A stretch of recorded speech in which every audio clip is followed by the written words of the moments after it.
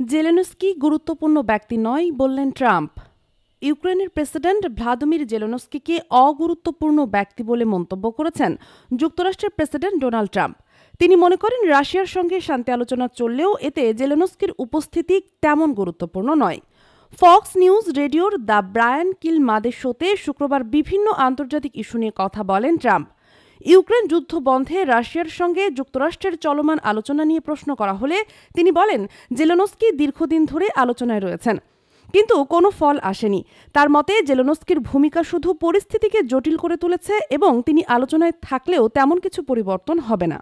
Trump বলেন Zelensky ৩ বছর ধরে বৈঠকে রয়েছেন, কিন্তু কোনো সমাধান আসেনি। তাই আমি মনে করি না যে তিনি এত গুরুত্বপূর্ণ ব্যক্তি যার উপস্থিতি শান্তি আলোচনার জন্য অপরিহার্য।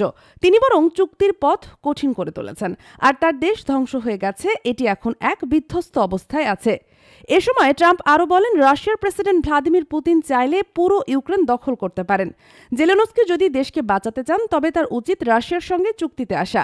তিনি সতর্ক করে বলেন পুতিন চুক্তি করতে চায়, তবে সেটা তার জন্য বাধ্যতামূলক নয়। তিনি চাইলে পুরো ইউক্রেন দখল করে নিতে পারেন। এছাড়া সাবেক মার্কিন প্রেসিডেন্ট জো বাইডেনকেও কড়া ভাষায় আক্রমণ করেন ট্রাম্প।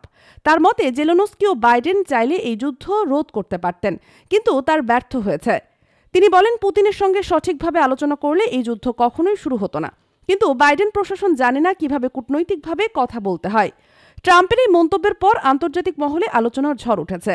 ইউক্রেন যুদ্ধ ও পশ্চিমা দুনিয়ার কূটনৈতিক পদক্ষেপ নিয়ে তার অবস্থান নতুন করে বিতর্ক সৃষ্টি করেছে। ইউক্রেনপন্থী নেতারা ট্রাম্পের বক্তব্যের সমালোচনা করে বলছেন এটি রাশিয়ার অবস্থানকে শক্তিশালী করতে পারে এবং জেলেনস্কির প্রতি পশ্চিমা সমর্থন দুর্বল করে দিতে পারে। দেশ জগৎ ইন্টারন্যাশনাল ডেস্ক।